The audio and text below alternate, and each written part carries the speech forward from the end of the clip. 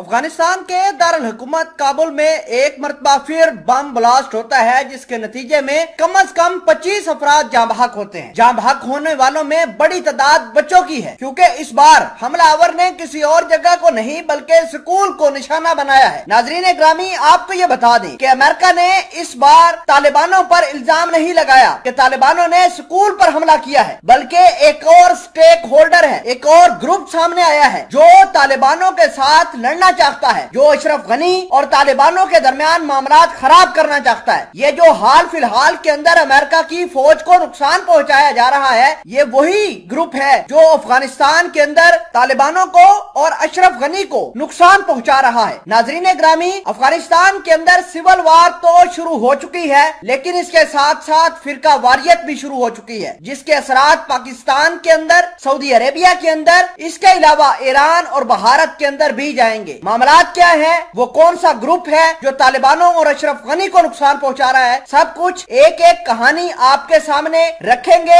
एक एक फैक्ट आपके सामने रखेंगे। छोटी सी गुजारिश है कि आप हमारा यूट्यूब चैनल हसनात टीवी को सब्सक्राइब कर लें, घंटी के निशान को दबा लें, ताकि लेटेस्ट न्यूज आप तक बर वक्त पहुंचती रहे। अफगानिस्तान के अंदर पे दर पे हमले जारी हैं। अफगानिस्तान के अंदर आज काबुल के एक जगह जिसका नाम दश्ते बर्ची है, वहाँ पर अटैक होता है, और ये अटैक एक स्कूल पर होता है। उस स्कूल का नाम सैयद अल शहादा स्कूल है, जिसके नतीजे में 25 अफराद जाँ बहक होते हैं। अफगानिस्तान की इंटीरियर मिनिस्ट्री की बात माने तो ये 25 के 25 छोटे बच्चे थे जिनको निशाना बनाया गया है। फिल वक्त के लिए आपको ये बता दें कि तालिबानों ने भी अमेरिका के साथ, अशरफ गनी की गवर्नमेंट के साथ इस हमले की मजम्मत की है, और तालिबानों ने कहा है कि ये हमला तालिबानों के किसी ग्रुप ने नहीं किया बल्कि दाइश ने किया है। नाजरीन ग्रामी, आपको ये बता दें कि खुरासान के सूबे से अब दाइश निकलकर पूरे अफगानिस्तान के अंदर फैल चुकी है। हमने जो पहली बात आपसे करी कि अफगानिस्तान के अंदर सिविल वार तो जारी हो चुकी है, लेकिन इसके साथ फिरका वारियत भी जारी हो चुकी है। उसकी बड़ी वजह यह है कि आज जिस स्कूल को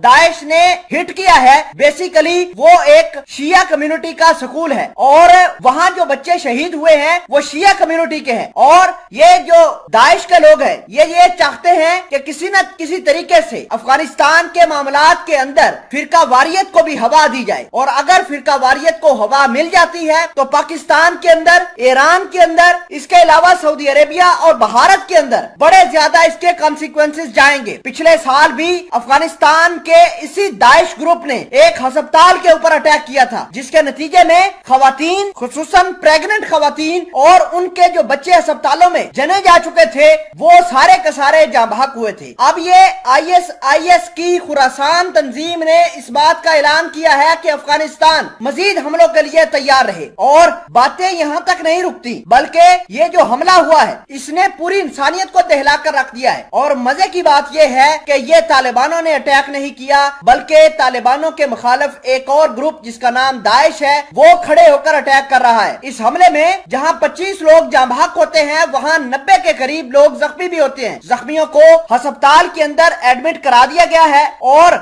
मोहम्मद अली जना नाम के हॉस्पिटल के सामने लोग खून देने के लिए कतारों में खड़े हो गए हैं। नाजरीन ग्रामी, हम पहले ही आपको बता रहे हैं कि अफगानिस्तान के अंदर जो मेडिकल स्टाफ है उसकी कमी है, हॉस्पिटल के अंदर बहुत सारी तबाही मची हुई है, हॉस्पिटल का कोई पुरसाने हाल नहीं है, और दाइश ने जो तबाही मचाई है ये अपने आप में बड़ी अहमियत के हामिल है।